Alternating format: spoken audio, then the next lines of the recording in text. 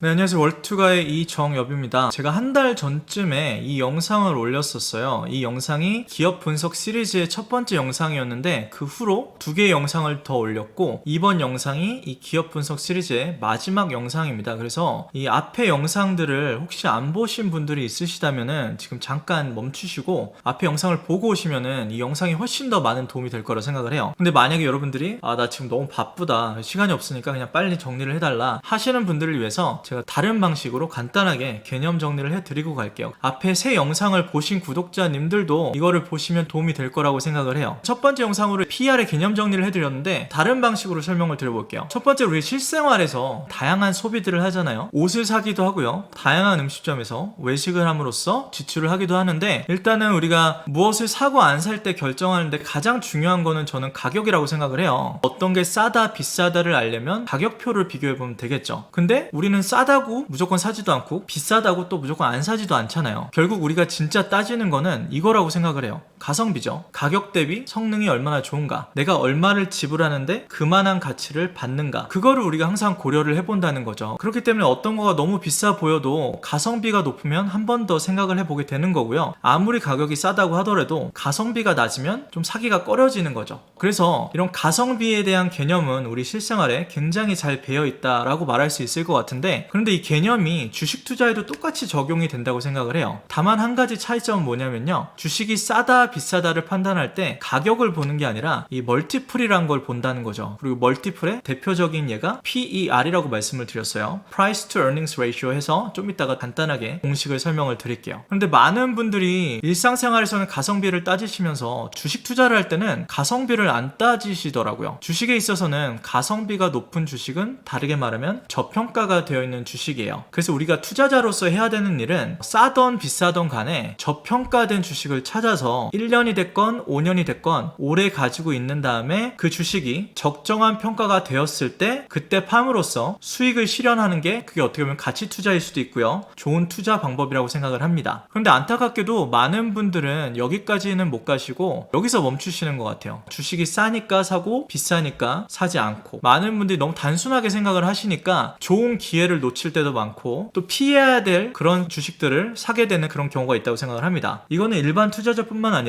전문 투자자들도 많이 하는 실수라고 말씀을 드렸었어요. 그래서 제가 두 번째 영상으로 싼 주식은 보통 싼 이유가 있으니까 싸다고 사지 마시라고, 그에 대한 개념인 밸류 트랩을 설명을 드렸었고요. 그의 반대인 또 비싼 주식은 보통 비싼 이유가 있기 때문에 비싸다고 그냥 넘어가지 마시고 공부해 보시고 고려해 보시라고 말씀을 드렸었어요. 그리고 이제 대망의 네 번째 영상이 이 질문에 대한 답이라고 생각하시면 돼요. 만약에 PER이 마이너스인 경우에는 그 회사의 가치평가를 어떻게 하는가, 이거에 대한 답을 한번 드려보도록 하겠습니다. 이 슬라이드로 잠깐 돌아와서 우리 실생활에는 가격이 낮은 경우는 있지만 마이너스일 경우는 없잖아요. 우리가 물건을 살 때 돈을 받으면서 산다는 말인데 말이 안 되잖아요. 근데 주식을 하실 때는 이 멀티플이란 게 마이너스가 되는 경우가 종종 있어요. 그럼 과연 그럴 경우에는 주식이 싼지 비싼지를 어떻게 판단을 할까, 이거에 대한 답을 드리려고 합니다. 일단 근본적인 개념으로 잠깐 돌아가서 PER이라는 거는 프라이스, 현재 주가죠. 주가를 earnings per share, EPS로 나눈 거예요. 주당 순수익이고요. 그런데 이 PER이 마이너스가 되려면 어떤 상황이어야 될까요? 일단은 프라이스, 주가가 마이너스일 리는 없겠죠. 그 말은 즉슨 PER이 마이너스인 경우는 이 밑에 분모 EPS가 마이너스인 경우예요. 그리고 PER이 마이너스일 때는 이 PER이란 개념을 해석을 할 수가 없어요. 그래서 우리가 이런 난관에 맞닥뜨리는 건데, 이럴 경우에 여러분들이 어떻게 하셔야 되는지 세 가지 방법을 말씀을 드릴게요. 첫 번째는 PER이 가장 대표적인 멀티플이지만 the only one은 아니에요. 그 외에 다양한 밸류에이션 멀티플이 있어요. 예를 들어서 EV to sales, EV to EBITDA, EV to free cash flow, 다양한 것들이 있기 때문에 마이너스가 아닌 멀티플을 한번 찾아보시고 그 멀티플로 한번 해석을 해보시라고 말씀을 드리고 싶고요. 두 번째는 여러분들이 보시는 회사의 EPS가 현재는 마이너스일지도 모르겠지만 언젠가는 흑자 전환을 할 거란 말이죠. 만약에 영원히 흑자 전환을 못하는 회사라면 그 회사의 가치는 마이너스인 게 맞아요. 근데 그런 걸 배제를 하고 언젠가 그 내년일 수도 있고 5년 후일 수도 있고 10년 후일 수도 있죠. 그건 아무도 모르지만 우리가 예측을 해보는 거죠. 만약에 3년 후에 이 회사가 흑자 전환을 하고 EPS가 마이너스에서 플러스로 변환이 된다면 그 흑자 전환하는 해에, 그리고 그 후에 EPS를 가지고 PER을 한번 계산을 해보는 거죠. 그리고 그 PER을 통해서 그 회사의 가치를 한번 생각을 해보는 거죠. 그리고 마지막 세 번째 방법이 어떻게 보면은 가장 중요하면서도 가장 어려운 개념일 수 있는데 Discounted Cash Flow, DCF DCF Analysis라는 건데 한국말로 말씀을 드리면 현금 흐름 할인법이에요. 이를 통해서 회사의 가치를 평가해 보는 건데 이렇게 세 가지를 들으시고 너무 어렵다 이렇게 느끼시는 분들이 많을 거라고 생각을 합니다. 제가 이 영상을 통해서 여러분들이 얻어갔으면 하는 건 뭐냐면요, 이런 복잡한 것보다도 적어도 간단한 개념만 가지고 가시면 성공하지 않았나라고 생각을 합니다. 그래서 제가 최대한 간단하게 설명을 드릴 테니까 너무 부담 갖지 말고 한번 들어보시면 좋을 것 같아요. 그래서 이 세 가지를 설명을 드리는데 아무래도 여러분들이 관심을 가질 만한 현존하는 회사를 가지고 설명을 드리는 게 더 쉬울 것 같아서 어떤 회사를 가지고 설명을 드릴까 생각을 해보다가 요즘 어떻게 보면 가장 핫한 회사죠, 니오라는 회사를 가지고 설명을 드려볼게요. 이 니오라는 회사의 티커는 이름처럼 NIO고요. 어떤 회사냐면은 2014년도에 중국 샹하이에서 설립된 전기자동차 회사고 미국에도 상장이 되어 있어요. 이 회사의 시가총액은 $61 billion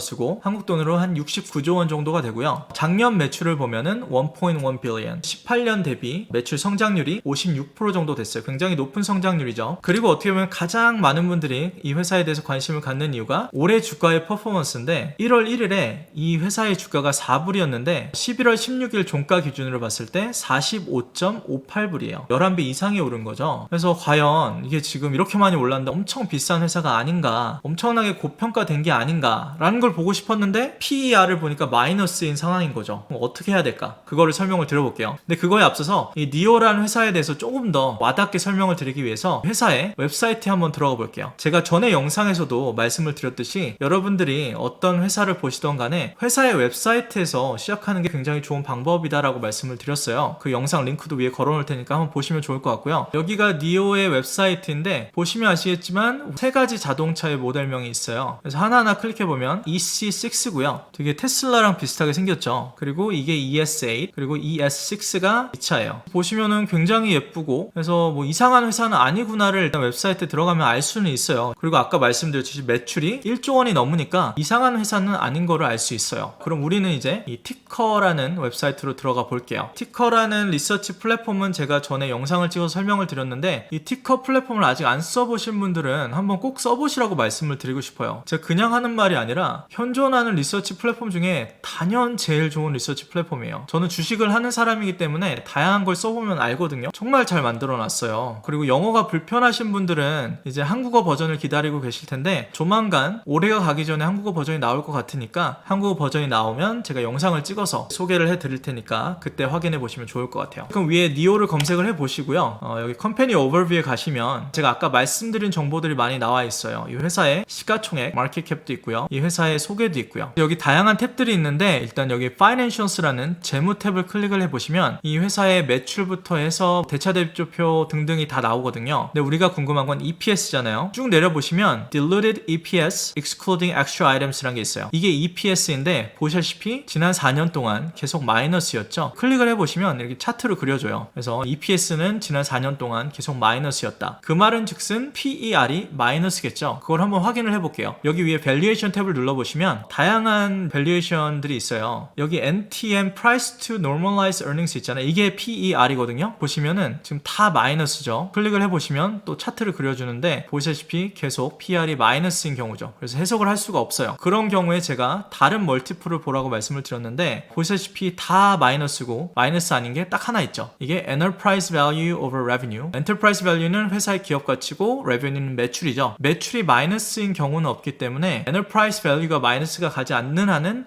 이 멀티플은 항상 포지티브예요. 그렇기 때문에 이걸 눌러보면은 일단 매출 멀티플은 계속 올라가고 있다는 걸 볼 수 있죠. 다르게 말하면 전보다 점점 비싸지고 있다 라는 건 우리가 알 수 있어요. 그리고 매출 멀티플이 21배라는 거는 객관적으로 봤을 때 굉장히 높은 멀티플이에요. 그래서 일단은 싸진 않다, 비싸 보인다 라는 건 알 수 있겠죠. 그래서 PER 말고 다른 멀티플을 봄으로써 회사의 기업 가치를 한번 생각해보자가 첫 번째 방법이었고요. 두 번째는 이 회사가 과연 언제 흑자 전환을 할까, 그걸 알기 위해서 이 에스티메이트, 예측이죠. 그걸 한번 클릭을 해볼게요. 티커 같은 경우는 앞으로 2년 동안의 시장의 예측 자료는 보여주는데 그 이상은 안 보여줘요. 쭉 내려보시면은 여기 EPS Normalize가 우리가 봐야 되는 EPS인데 안타깝게도 2021년도에도 시장은 이 회사가 흑자 전환을 못할 거라고 예상을 하고 있어요. 그렇기 때문에 2021년도 EPS를 가지고도 PER은 마이너스겠죠. 그래서 제가 추가적인 자료를 가지고 한번 엑셀로 정리를 해봤어요. 여기 보시면은 니오의 미래 EPS를 2019년부터 2024년까지 제가 정리를 해놓은 건데 티커 같은 경우는 2021년도까지의 자료만 보여줬었잖아요. 근데 아무래도 제가 이쪽 일을 하다 보니까 회사를 통해서 캐피털 IQ 그리고 블룸버그 같은 유료 리서치 플랫폼의 자료를 받을 수가 있어요. 그래서 이 3년치는 제가 개인적으로 거기서 가져온 자료예요. 이 EPS를 가지고 한번 PER을 계산을 해볼게요. 현재 주가가 45.58불이라고 가정을 해보고 PER을 계산을 해볼게요. PER은 주가 나누기 EPS잖아요. 주가를 고정시켜 놓고 쭉 드래그를 해보는 거죠. 그러면은 PER은 2022년도까지는 마이너스인데 2023년부터 파지티브로 바뀌는 거죠. 그래서 만약에 이 회사의 주가가 앞으로 4년 동안 변함이 없다 라고 가정을 했을 때 2024년도가 됐을 때 그때 이 회사의 PER은 16.9배라는 뜻이에요. 그럼 우리가 투자자로서 생각을 해봐야 되는 건 2024년도가 됐을 때 주가가 만약에 변하지 않는다면 이 16.9배라는 PER이 과연 높은 멀티플인가 낮은 멀티플인가를 생각을 해봐야 돼요. 그러려면은 2024년도에 이 회사의 성장률도 알아야 되고요. 또 그 후에 앞으로 2025년부터